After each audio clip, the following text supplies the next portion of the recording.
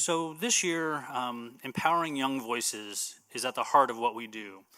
And this year, we're proud to introduce a new, make sure that phone's off. We're proud to introduce a brand new initiative that celebrates the power of young writers. The Rancho Mirage Writers Festival, in partnership with the Western Wind Foundation, co-sponsored the inaugural Western Wind Writing Contest. This contest provided 7th grade students from 5 Palm Springs Unified School Districts, or middle schools, with a platform to express their thoughts, emotions, and creativity through essays on a theme of overcoming adversity, whether it was through fiction or nonfiction. Out of over 300 submissions, 20 exceptional young writers were selected as the winners. These students demonstrated incredible talent, resilience, that's phone number 2, and storytelling ability. I am going to take one more moment. Please silence those phones. Today, we are thrilled to welcome one of those remarkable young voices, Camila Vasquez from Cielo Vista Charter Middle School. Would you please join me in welcoming Camila to the stage to read her essay?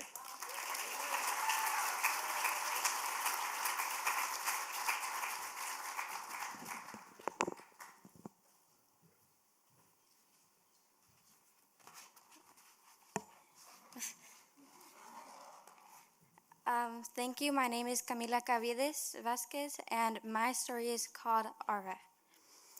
Julie, slow down, Ara yelled. She didn't listen. Julie went faster on her bike, trying to hit the speed bumps.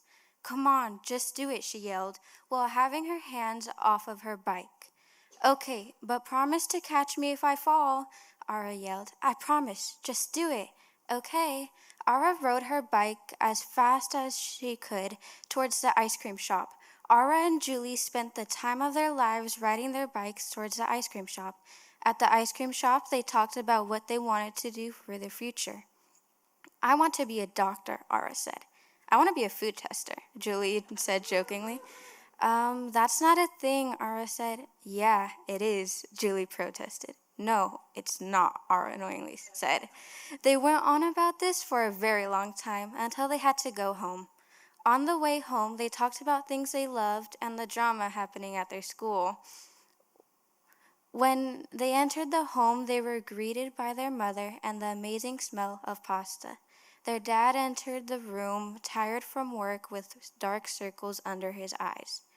Until the family was all together, they sat down at the dinner table, waiting to eat the delicious food.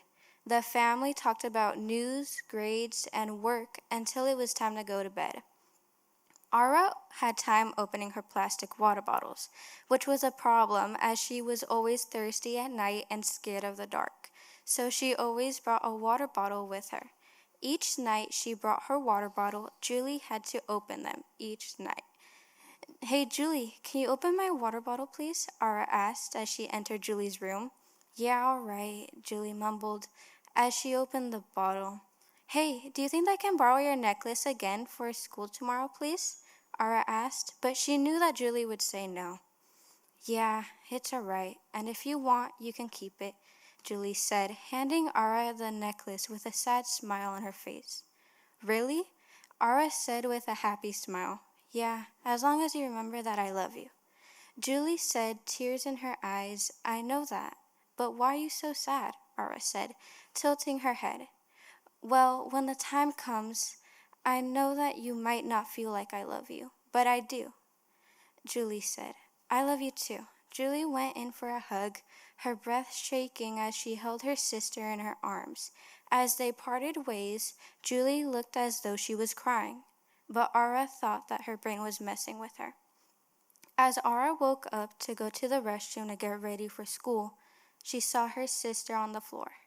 Ara froze at the sight of her sister on the floor with a pill container next to her hand. Her face drained of emotion. At the sight of her, she started to scream for her parents and cried. Her parents arrived at the sight of a younger sister telling her now late older sister to wake up. The younger sister shaking her sister's body. The mom let out a cry while rushing over to Julie, holding her face in her hands as she cried for her daughter. The father went to the phone to call the hospital, but he started to break down on the phone. The ambulance took away her sister's body away. It took 2 men to hold the mom back from taking Julie from her. Ara had so many memories go through her head as they took her away, from bike riding and swimming to last night. Ara felt as though it was her fault. Maybe if she had noticed, maybe if she could have stopped her, she could have seen her sister graduate or have a family. If only she had noticed. Her mother was crying beside her on her bed while Ara just remained frozen. The family for the past weeks had gotten sorries and condolences, but nothing could fix her pain. She decided to begin therapy. The therapist was a woman named Dr. Hunt. She was a slender, red-headed, blue-eyed lady who was very welcoming. Their first meetings were only Dr. Hunt talking. As time passed, Ara gave Dr. Hunt a try and started to communicate with her.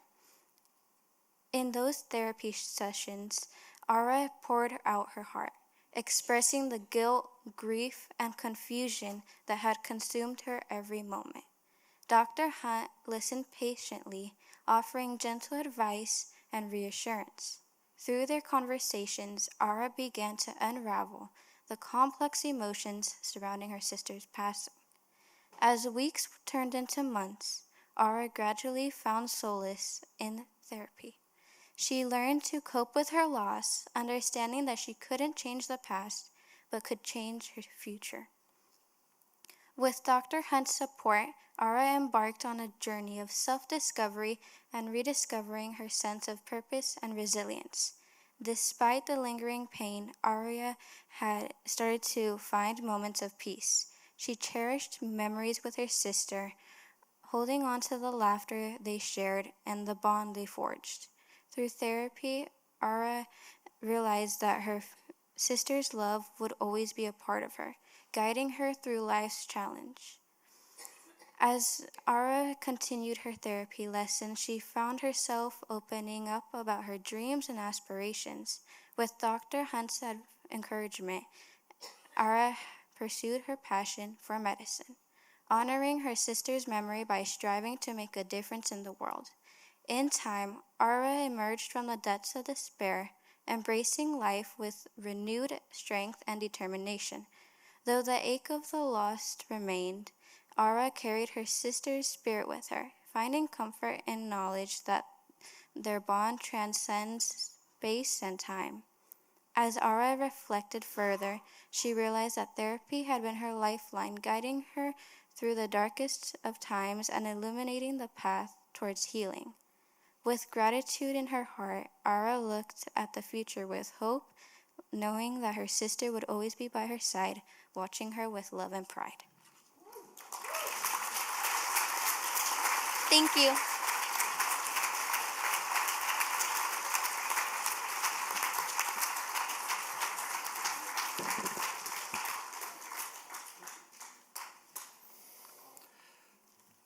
Wow.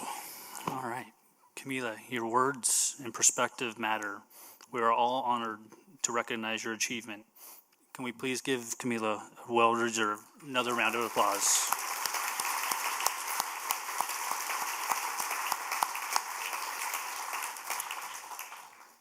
So that's just part of what the Writers Festival is doing to our community, or for our community. This is another example, the Writers Series, and a multitude of different other things. But this all would not be possible without our founder, Jamie Kabler, and his vision.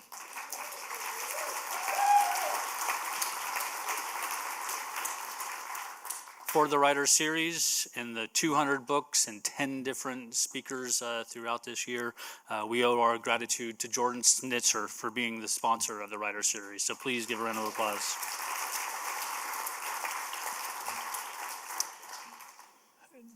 Three individuals in this room, amazing individuals as who they are, but also collectively our city council members. We have Mayor Pro Tem Lynn Mulatto. I'm sorry. Our Mayor Ted Weil. and our council member, Steve Downs. They help lead an amazing organization, including our library staff and our Writers Festival staff. So thank you to our staff for all that you do.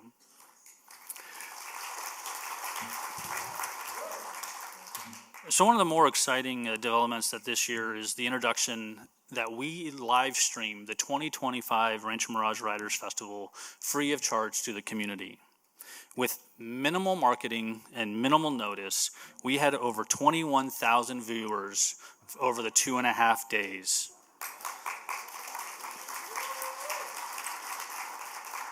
This helped bring world-class literary discussions into homes across the country. If you've missed that live stream or the festival itself, you're still in luck. With amazing support of the Allen Foundation, each and every one of those sessions was recorded and is now available on the Rancho Mirage Writers Festival YouTube page. So please go there and take a look at all of our videos. Building on that success, I'm thrilled to announce that the 2026 Rancho Mirage Writers Festival will also be live streamed free of charge. This initiative allows even more people to experience the magic of the festival, no matter where they are. If you haven't already, be sure to sign up for our Writers Festival e-blast newsletter so you can stay up to date on next year's lineup, including our author announcements. And I will tell you today, and I can't announce all the authors that are being under contract, but within the last hour and a half of people coming in, Jamie, Debbie, and myself got news of about 6 or 7 really big names, and we're very excited to share those as soon as I can get back to my desk and get those contracts signed. We're pleased to continue to bring some of the most compelling voices in literature. Upcoming in the Writer Series, next week we have Maureen Dowd, portraits. Speaking on her book, Portraits of Star from Hollywood, Culture, Fashion, and Tech. Followed by in the upcoming weeks, Kim Hestrater and Edward O'Keefe. So please keep an eye on those. Each of these events promises to be a thought-provoking conversation and unforgettable insights, so we hope to see you here. Now on to today's special guest, Adam Nimoy, the author of the most human Reconciling With My Father, Leonard Nimoy. This deeply personal and heartfelt memoir explores Adam's journey to understand and reconnect with his legendary father, best known for his portrayal as Spock on Star Trek. Joining Adam in conversation today is Justice Doug Miller, who will guide us through an engaging discussion about legacy, family, and the universal quest for understanding our loved ones. Without further ado, please join me in welcoming Adam Nimoy and Justice Doug Miller.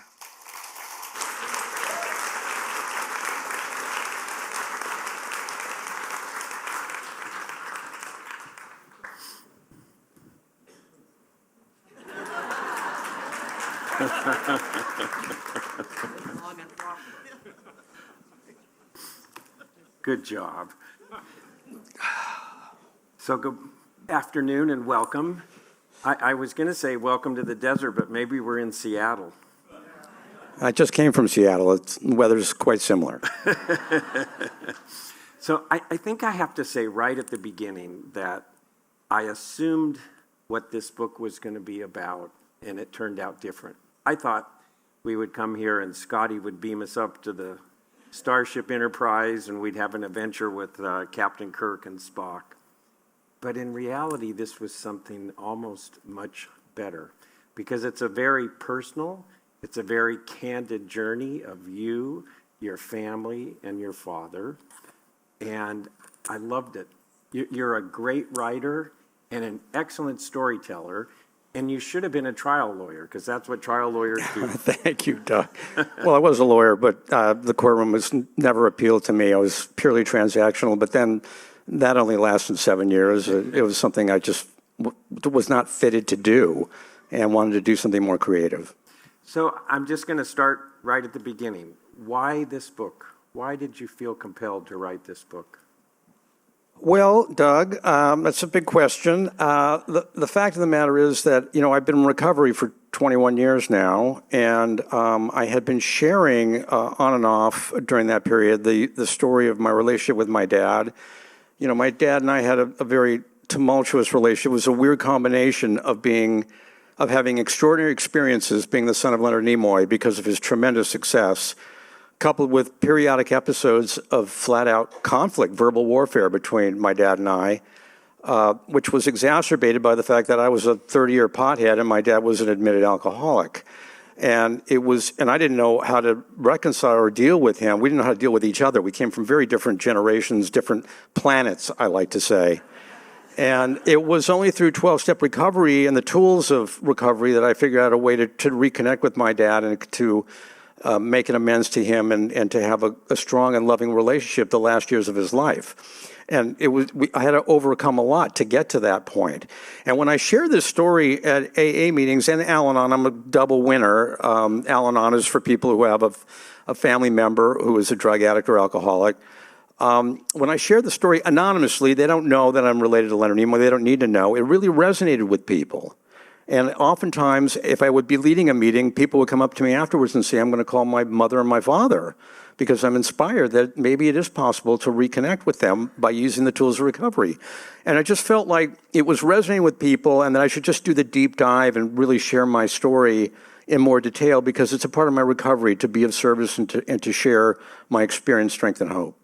In the book, you're very candid. I mean, and there's some very significant, close personal stories about your father, your mother, your ex-wife, your kids. So I guess my question is, did you have to get that pre-approved with them before you told some of these stories? Well, yeah.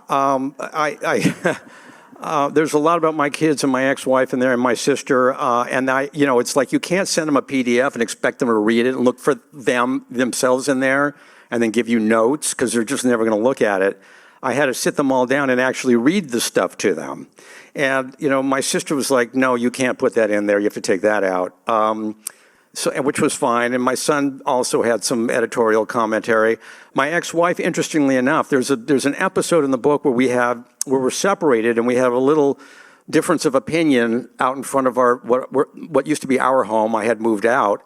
And there were police in the neighborhood, just coincidentally, and they came over to see what all the yelling was about. And when they approached us, my wife gave one of the police officers some lip, and I put it in the book. And she said to me when she read it, excuse me, I said a lot more to that cop. And I want it in there. And I said, great. I pulled out my computer. I said, start dictating. I'll put it in there. So they're all going to know that I like to ask, and I'm intrigued by how you come up with the title. So tell us how you came up with the title, The Most Human. Well, The Most Human is a quote from Kirk's eulogy of Spock at the end of Star Trek II. I mean, I should just read it, right? It's kind of at the dedication of the book because I don't want to butcher Nick Meyer's words by.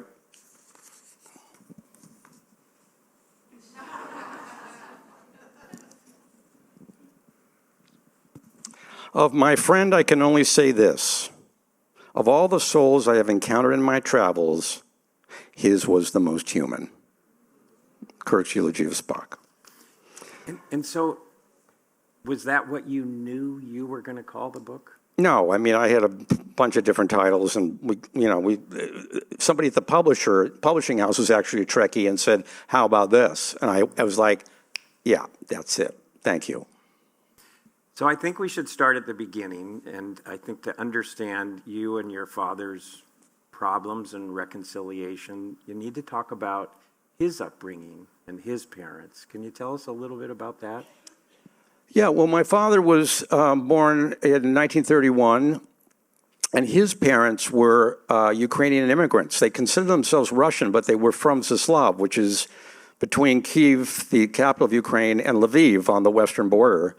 And they're, a large part of our story is of the Jewish people, which is they're part of the diaspora. They had to leave because of violence against Jews in their village, in their small town. Pogroms, they called them.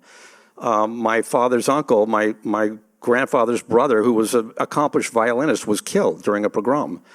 And they came, and the interesting thing is this whole thing about intergenerational trauma, because they had it. They came from a very small village in the middle of Ukraine, and they ended up in the West End of Boston.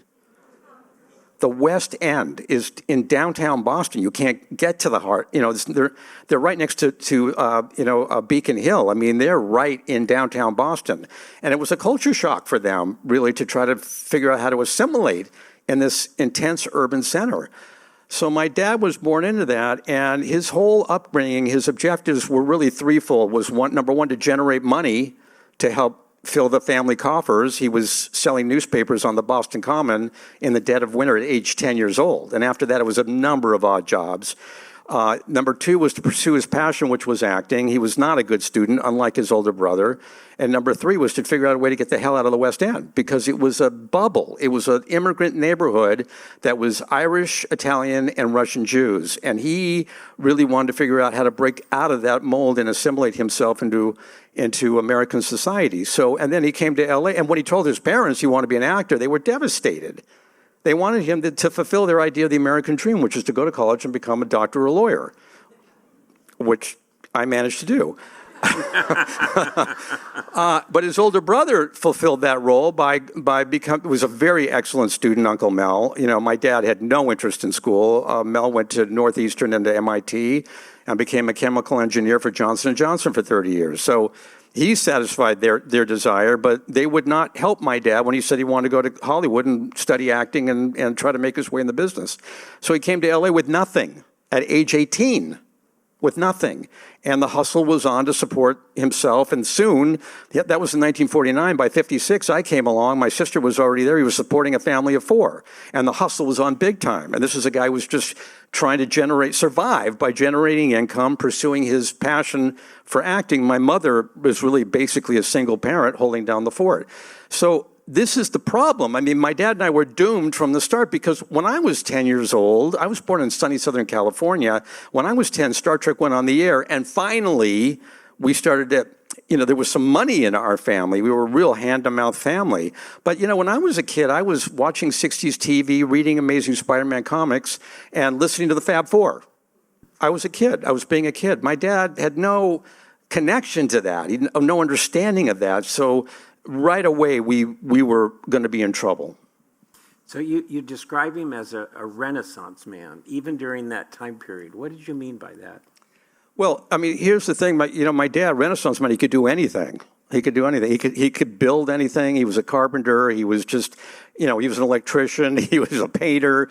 He re-landscaped this house that we bought in West LA. He did all the brickwork. I mean, the guy was phenomenal. I mean, my dad could do anything. He was the thing I like to say is that I had to be very careful about the way I wrote the book, because I am talking very honestly about some of the conflict I had with him, and I'm dealing with a guy who played this iconic character and is loved and adored by millions of people all over the world, and they don't want to hear trash about Leonard Nimoy.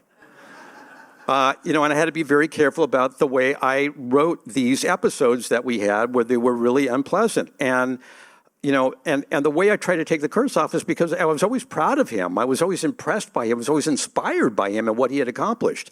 Because my dad was an incredibly interesting, intelligent, interested, person with so little formal education. He was just and an artist in process, always trying to express himself in one way or another, whether it was through acting, writing, directing, photography, poetry. I mean, he had so many. He had a private pilot's license. He was amazing in a boat on the water. He learned how to sail on the Charles River when he was growing up in Boston. I mean, this guy could do anything.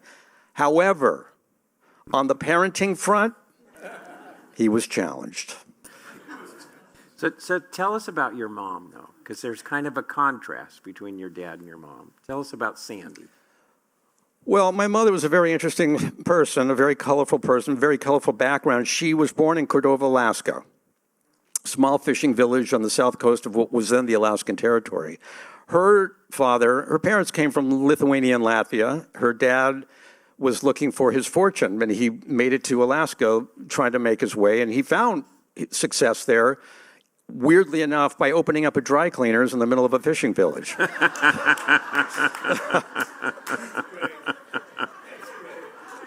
And he sold suits as well. I mean, I have dozens of pictures of my mother's family. She had a younger sister. They're dressed to the nines. They're wearing these beautiful dresses, my mom and her sister. And my grandfather's always dapper in a suit. And my grandmother's wearing minks and these beautiful dresses, and they're in the middle of nowhere. They look like they're going to take a stroll down Fifth Avenue. They're in the middle of nowhere. It's bizarre. So she grew up in Cordova, very happy, idyllic childhood. I mean, I was there twice, with my mother visiting, and it's just beautiful. You can't get there by road. You have to have a seaplane or a boat to get there. The best salmon hash, by the way, I've ever eaten. It's an amazing place. And then she came to L.A., I think, to finish high school. They ran out of teachers in Cordova, Alaska, and she met my dad backstage in a theater in Hollywood. My mother was also aspiring to do work as an actress. So they got married right away in 54. My sister came along at 55, and I came along at 56, and for the next 10 years, it was a challenge. It was a hand-to-mouth situation. I mean, my parents had nothing. They had no money. The interesting thing about my mother, which was confirmed by friends and family later on in my life, is that she never wavered in her support of my dad and his desire to pursue an acting career. She believed in him like he believed in himself, never wavered. And she held down the fort as a single parent, as I said. She was the loving, kind, sensitive, supportive person, touchy-feely type of person that my father was not. I mean, there's a lot of Leonard and Spock, and there's a lot of Spock and Leonard. And, not easy to live with. So when my dad made it when Spock came on the air and he was immediately popular, the show was successful immediately, my mother transitioned to what I like to call a 50s housewife and to flower power priestess and wife of Mr. Spock. She was the groovy mom, the cool mom, the hip mom. She wore these great clothes. We had flowers in our, dead flowers, dried flowers, flower stickers, bright-colored furniture, Indian print. She wore this wig this fall. She had rose-colored glasses. She loved rock. She loved jazz. She was amazing. She was so inspirational. But when my father left my mother after 32 years of marriage and took with him the celebrity lifestyle they had enjoyed, she crashed. And for the next 25 years of her life, it was very challenging for my sister and I to take care of her. And that's, and Alana was very helpful to me as well in learning how to accept her and be of service to her. So I want to talk a little about before Star Trek became so popular. So in those intervening years, 56 to 66, when your dad's a struggling actor, did you and Julie know he was an actor? I mean, did you understand what he was doing? Yeah, because, I was watching 60s TV and he kept showing up.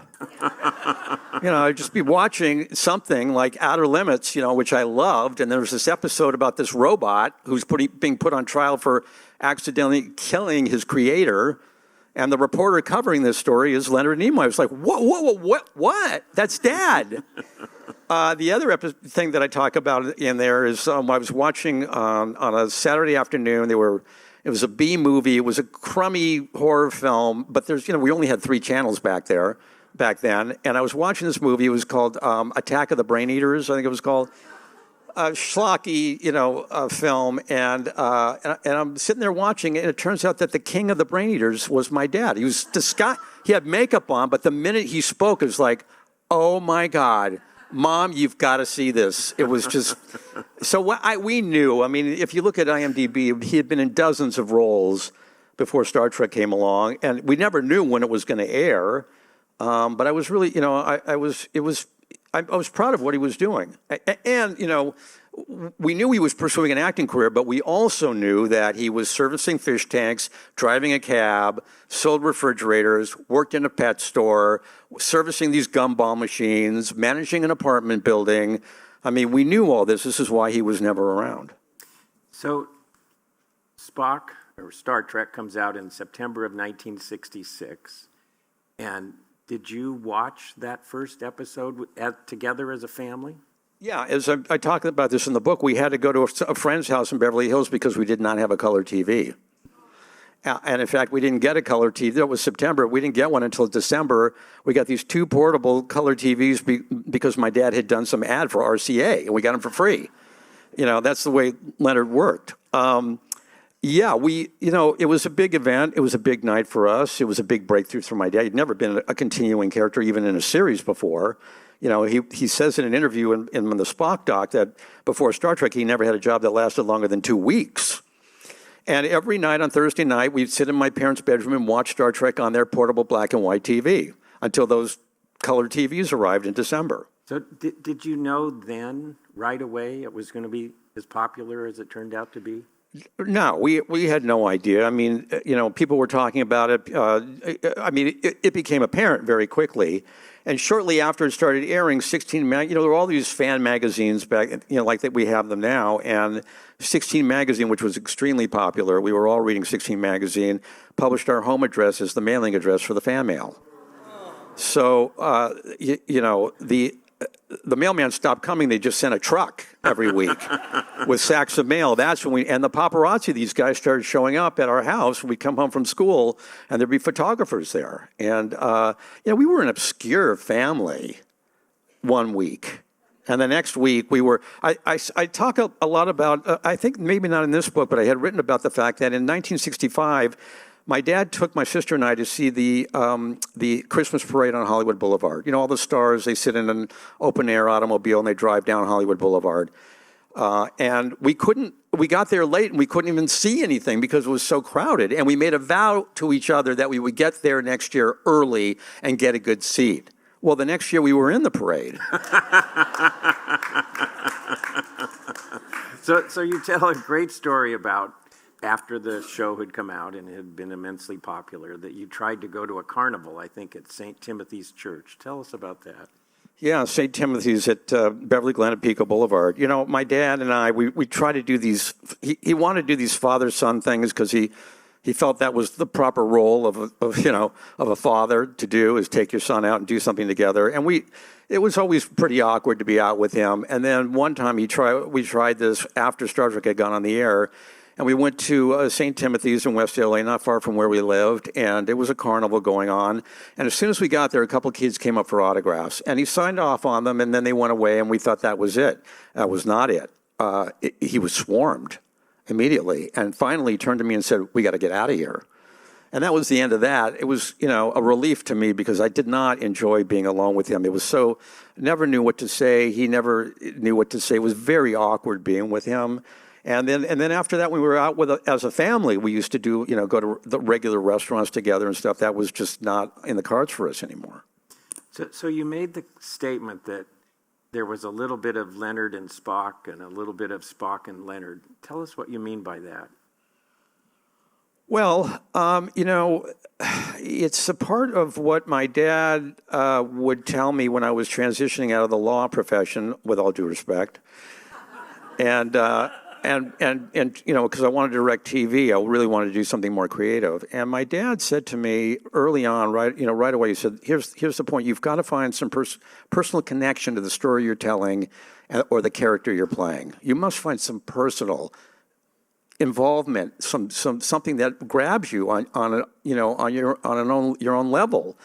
And because that way, the more specific you are in terms of the storytelling, the more universal it is, the more believable it is. And that's what happened with Spock.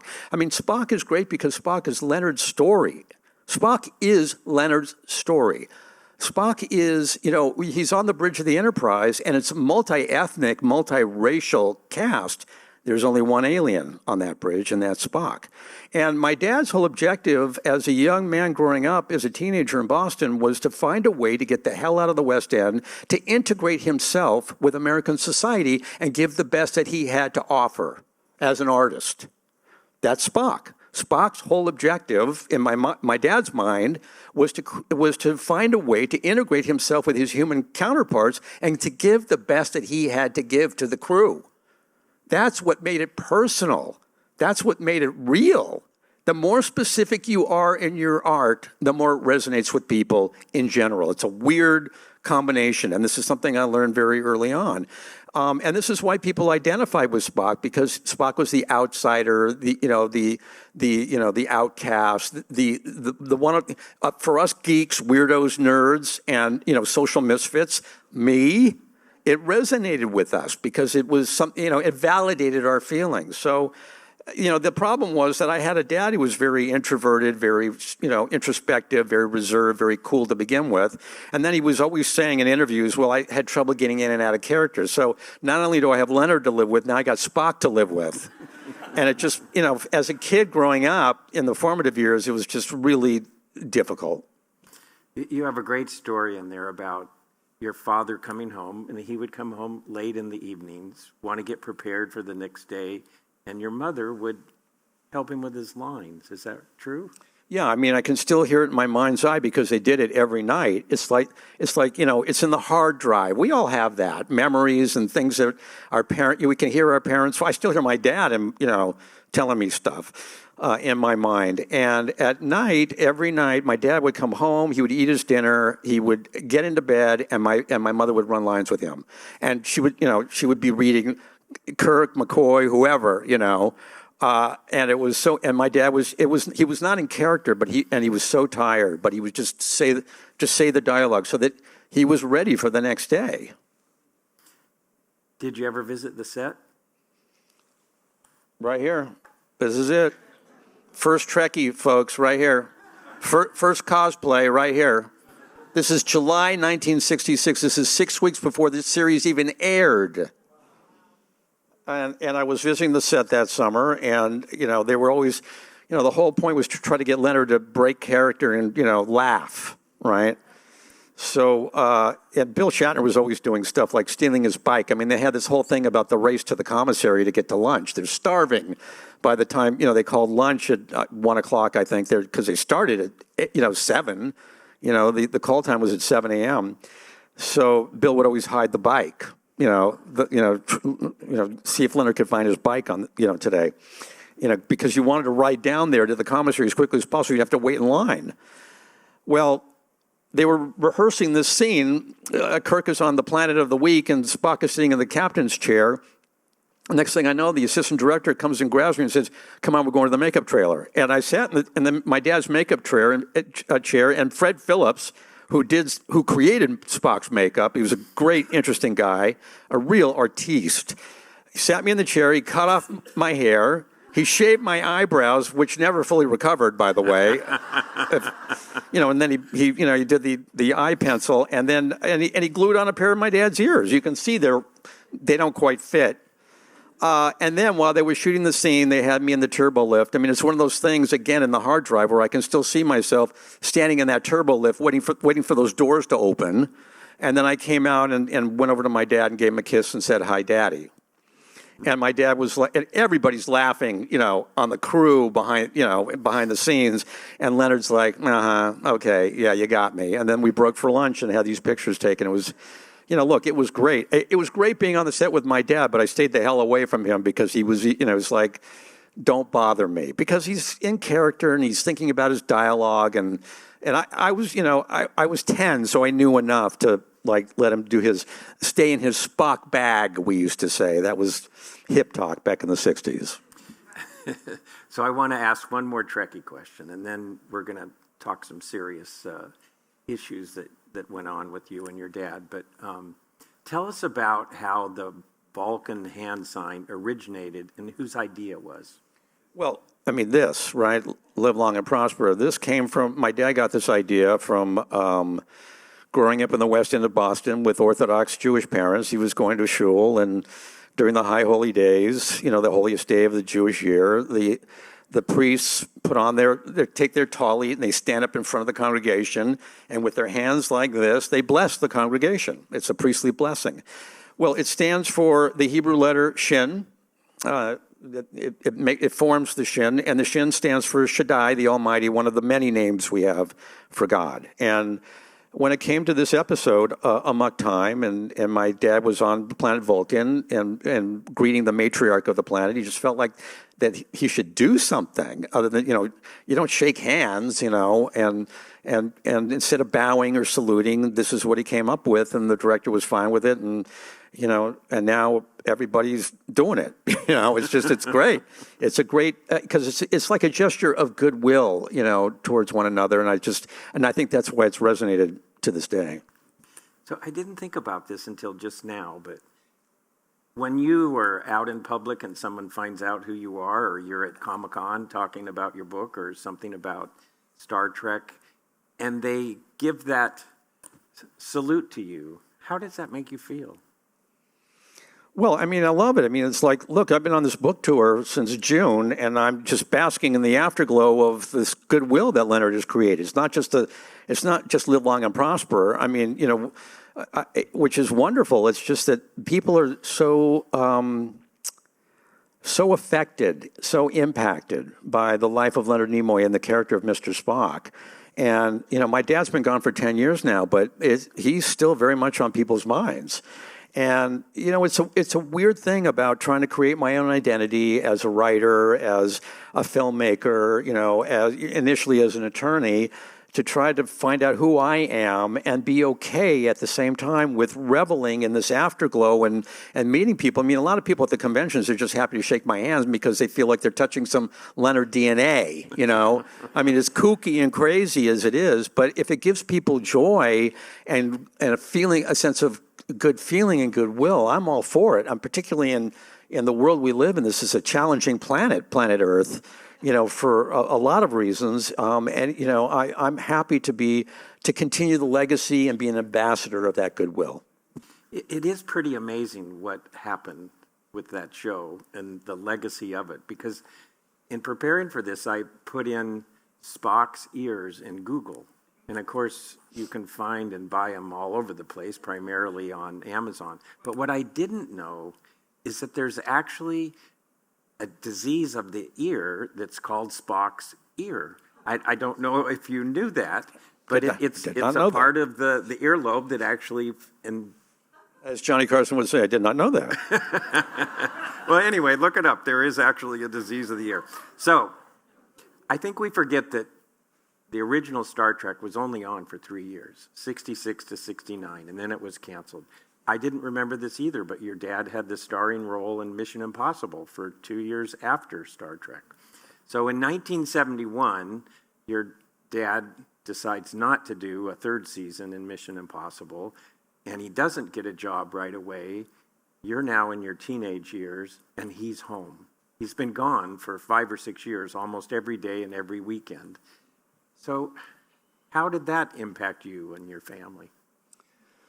Well, you know, my dad was at home. He didn't really know what to do with himself, and he started to take an interest in me. I'm 17 by this time. I'm, you know, learning how to drink and use, and I'm a complete and total deadhead. You know, I was chasing the Grateful Dead up and down the state of California, and he just didn't, you know, he couldn't relate to that. Go figure. So there was some conflict that started to happen with him when I was, you know, mouthing off a little bit and just pushing back against him. And we had a real bad knockdown drag out when I was 17. And he actually wrote me a letter, sort of apology. He felt bad the fact that you know, that he's home now and we're knocking heads with one another.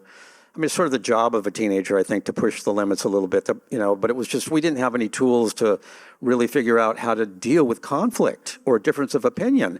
And he wrote me this letter, and he said flat out and very clearly, he said, you know, competing with me and arguing with me is going to be very difficult for you for basically 3 reasons. Number 1, I'm very loud and verbal. Number 2, I'm basically just a tough kid from the streets of Boston. Don't screw with me. And number 3, I'm rich and famous.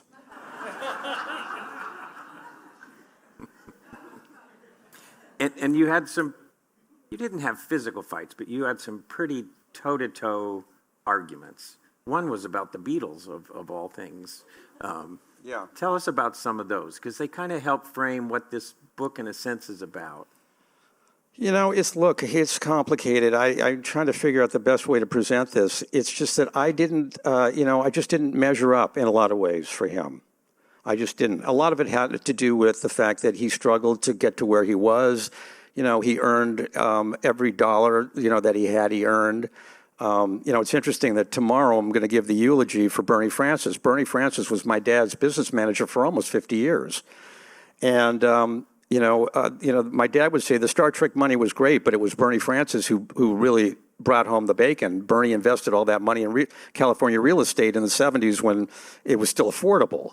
So, my dad was very much a self-made man. I was very different from that, and I was just a very different type of person. I was not, I had my own goals and my own desires and my own aspirations, but, competition wasn't something that really appealed to me, and, generating income was not something I was obsessed with because I didn't have to be. I just was not, and I used to say that to Bernie, my dad's business manager. I wish I had made more money, and he said, "Kid, you didn't need to. Just do what you're doing."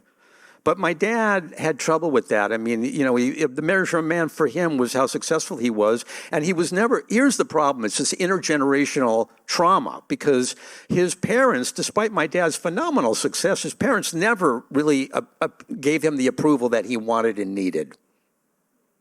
They were giddy with the attention that they were getting from the fans. I mean, my grandmother, who wore the pants in the family, would read us this fan mail they were getting. I mean, people were taking them out to dinner in Boston. I mean, it was kooky, and they loved it. But I never heard them say that they were proud or that they loved my dad. And I just think, he had a lot of trouble expressing that with me, and a lot of his own professional frustrations. Some of it came out on me. Guys of his generation were very good at expressing judgment, criticism, anger, displeasure, no problem. But when it came to love, support, understanding, patience, tolerance, very challenging. So you go to Berkeley undergrad. Why did you go to law school? You went to Loyola. Always wanted to go. Always. I thought I was going to be in politics when I was in high school, and I just, wanted to get a postgraduate degree. I didn't want to go to work. That's true. I wanted to stay in academia, and I thought it would be, mentally challenging. I knew I could do it. I wanted to do it, and I wanted to do something that Leonard could not do. And did he approve of you going to law school? Yeah, it was mixed. I mean, there's this episode of What Happens to Me with him at Berkeley. I mean, it's a mixed thing. He was proud of what I had done, and he was proud to be able to afford to send me, and at the same time, he was competitive and resentful. So after law school, you become an entertainment lawyer. You do that for 7 years. Why did you decide to change professions? It just wasn't for me. There was nothing creative in it. I just wasn't born to do it, be transactional, be on the phone all day, pushing paperwork around. I mean, these contracts were huge, and it was like, who cares? I just didn't care. And then when I was in between, and like in L.A., there were so many freaking lawyers in the state of California, and in L.A., they all want to be entertainment lawyers, and it's just hard finding good jobs. And it's like, what's the point of this? And when I was in between legal jobs, I went to Jeff Corey's acting class. Now, Jeff was teaching acting in the late 50s because he was blacklisted, and my dad was in his class. And when I met up with Jeff, he was semi-retired and teaching class, and he invited me to come out there while I was unemployed. And I went out there one morning, and holy shit, it was amazing. And I stayed with him for 2 years, learning the craft of acting, not because I wanted to get in front of a camera. One actor in the family was more than enough. I wanted to learn something about being an actor's director, and I did with Jeff and the help of my father. And it just turned me on, about storytelling. It's just, my dad was a big part of the inspiration for that, too, I've got to say. He was giving a keynote address at BU in 2012, and he begged them, we want your stories. We want to know what your experience is. Tell us something about what the human experience is all about. Camila, this is what it's all about. It's just, she's the future voice of that.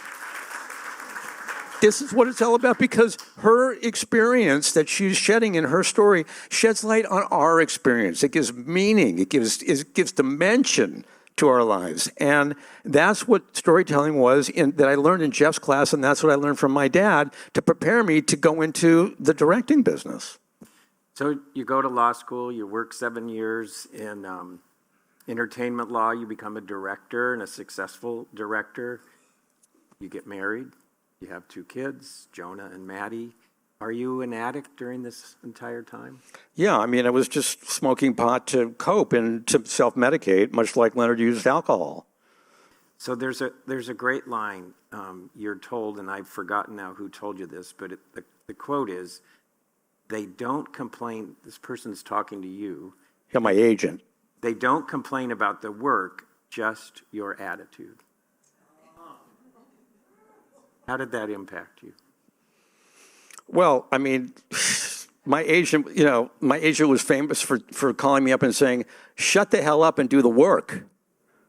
Because I could be very irritable and restless and discontent, as we say in recovery, because I wasn't getting high when I was working on these TV shows because I wanted to be sober and not make any mistakes. I'm in withdrawal. Hello?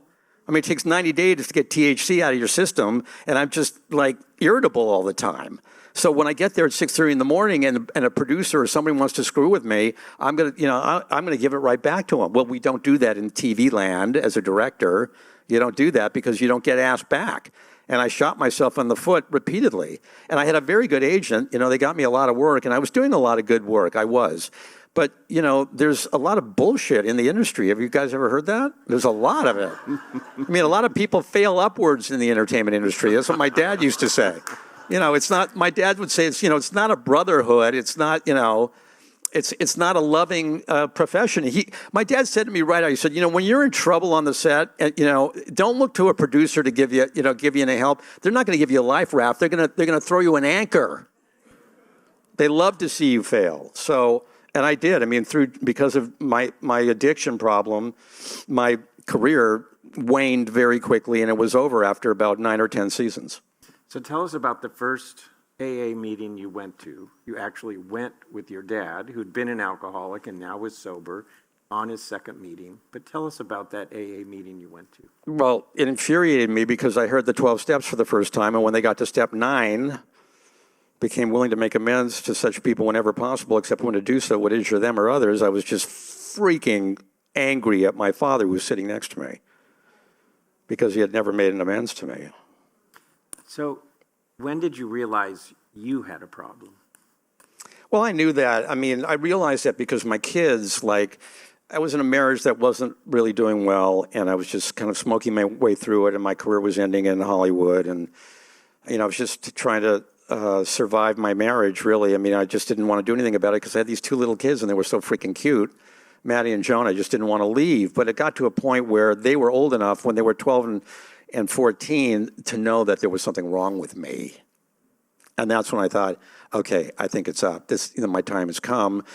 And I went sober on January 1st, 2004, and 2 weeks later I moved out of my house and started, I was separated from my wife, Nancy, who I'm very close to now, my ex-wife. I mean, she's feeding my cats at this very moment in my house in LA. And, when I started on the road to recovery, that was the beginning of it. Can you tell us about your road to recovery? Kind of how you made that transition? Well, yeah, I mean, I just started going to AA meetings. I was never in rehab, really. I just started, I was going to AA, I was going to Al-Anon, and this is where the change happened with my dad. This is the kind of the critical moment, was that, I was detaching with love from my father. Our relationship was too toxic. And one of the ways that, this is one of the mantras of Al-Anon that deal with that, is just to kind of back away and set boundaries, and I did.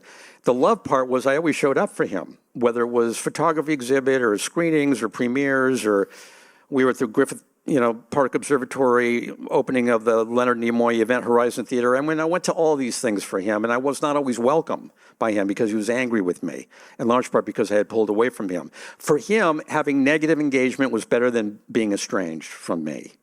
And it wore on him very heavily, to the point where, he sent me a long letter, a 6-page letter, and in that letter, he basically outlined all the reasons why he thought I was the reason for the dysfunction in our relationship, and why I was a complete and total fuck-up. And how? Excuse me for saying that. So when you got that letter, how did you react? Well, it was devastating to me, and then you're in recovery now, right? Yeah, I'm in recovery. It's devastating, but my next, look, I'm an addict in recovery. You have to understand, when people piss me off, like they cut me off on the 405, I don't do this. I do this.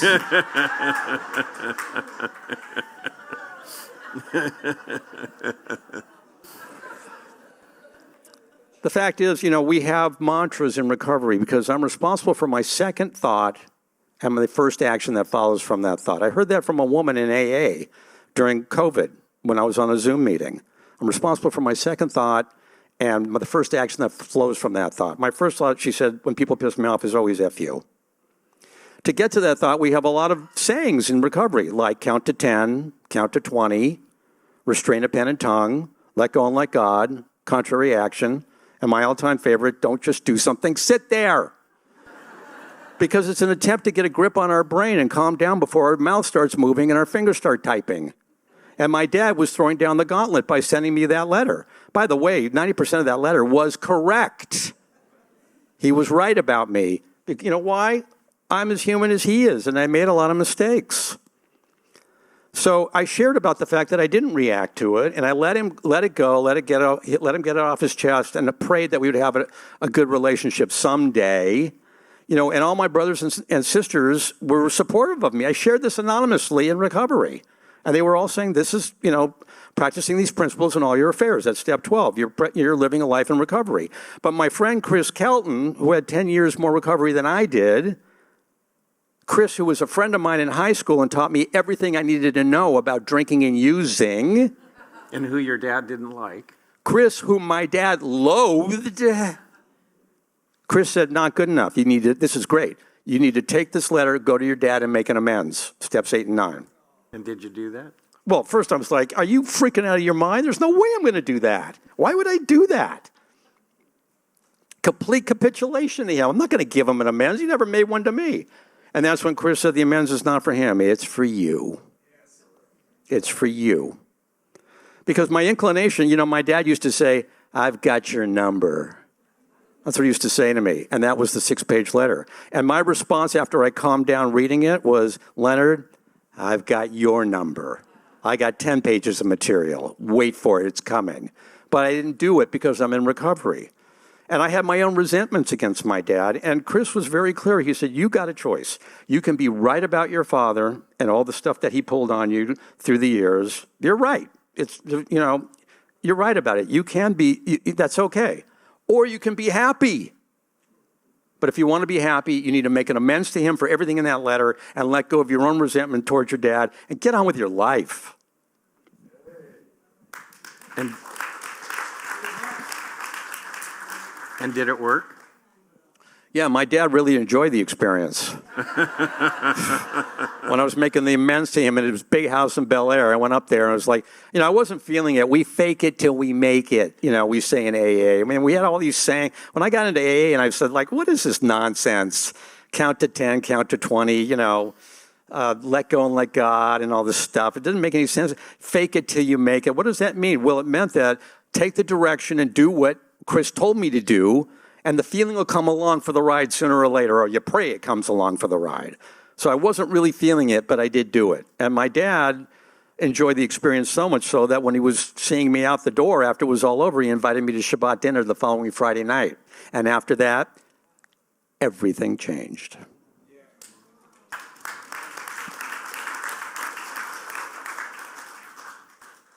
So I would imagine this is hard for you to talk about. It almost makes me cry, but tell us about Martha. So what happened was, things started to get better with my dad, but and I had been divorced, and then I met the Shiksagadis, at a doctor's office, and she was lovely. We were married in January of 2011, and in May of that year, she was diagnosed with cancer. And she was very sick for 18 months, very difficult, challenging time.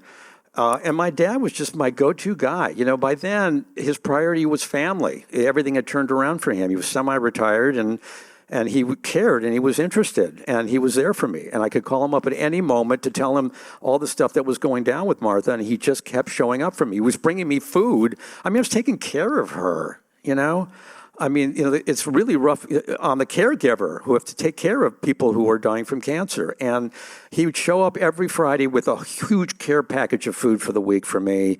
And he was taking me to Shabbat services, on Friday nights to give me a break. He was really there for me. Just everything had turned around. So just a couple of questions. You're going to need your glasses because I'd like you to read something. Thank you.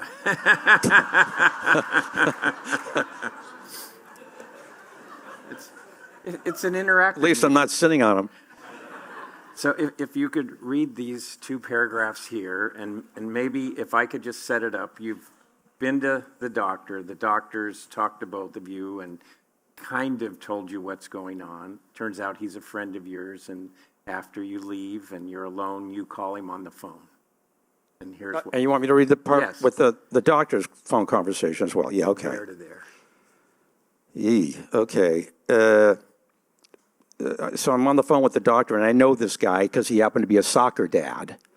I didn't realize that when we went there. This is the guy who diagnosed Martha. I was like, I couldn't, Michael Reed, it sounds familiar. Michael Reed, is that Mike Reed? Brilliant, deduction, Spock-like logical deduction. It was Mike Reed. So he calls me back. Hi, Mike, thank you for taking my call. I'm alone now and want to know what the prognosis is for Martha.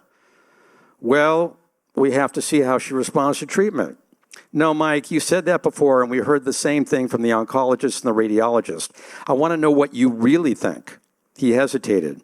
I was in the parking lot at Precision Motors, which was basically a one-door garage in a warehouse complex where Andy, my mechanic, and his partner worked exclusively on European cars. I was lucky to find Andy, who happened to live in my apartment building off Venice Boulevard. I'd sit in my car in the parking garage decompressing, and he'd be at the other end of the garage working on his car. One day I walked over and introduced myself. There were plenty of Alphas and Mercedes and BMWs lined up for repair at Precision Motors. Sometimes they worked on old classic Ferraris and Maseratis in mint condition. Sometimes they let me sit in the driver's seat of those cars, and I would imagine myself driving the Amalfi Coast with the top down and Martha smiling next to me. She loved cars. Mike Reed let out a sigh. I'm sorry to be the one to tell you this, but I don't think she's going to make it. Her tumor is too big and her lymph nodes are involved, so it's spreading. You need to talk to the surgeon to get his opinion, but I think she's dealing with issues that are just too far along. So just one last question and one last read. But maybe you can quickly tell us what you did after you hung up from the doctor. After I hung up from the doctor, the first call I made was to my father. And just an ending, if you can read from here. Sure. To the next page Yeah. there. Thank you.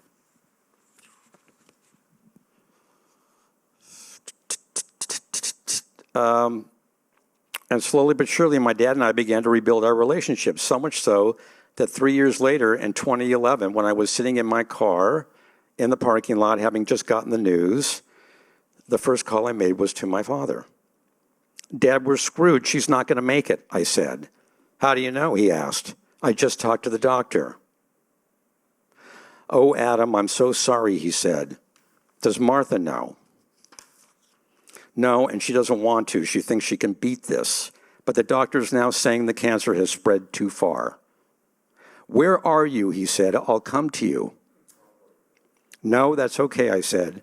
I just needed to tell someone, and that someone was you. That conversation was unthinkable just a few years before. Unthinkable.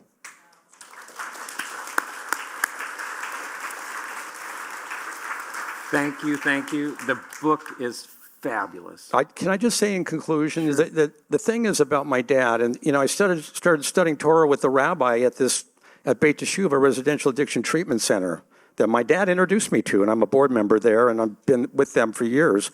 I studied Torah with the rabbi, and he explained to me that what my dad was doing for me was what we call living amends. That my dad was not the kind of guy who could say, I'm sorry. He wasn't built that way. He doesn't start thinking about who do I need to make an amends to today. He's just not a part of his vocabulary. But the fact that he showed up for me when I needed him and was the father that I needed him to be, living amends. The rabbi explained this to me. I should see it for what it was and be grateful. And it was more than enough for me. It was more than enough. People often ask me, you ever feel bad about the fact that he never said I'm sorry for the stuff that happened while he was drunk? And the answer is no.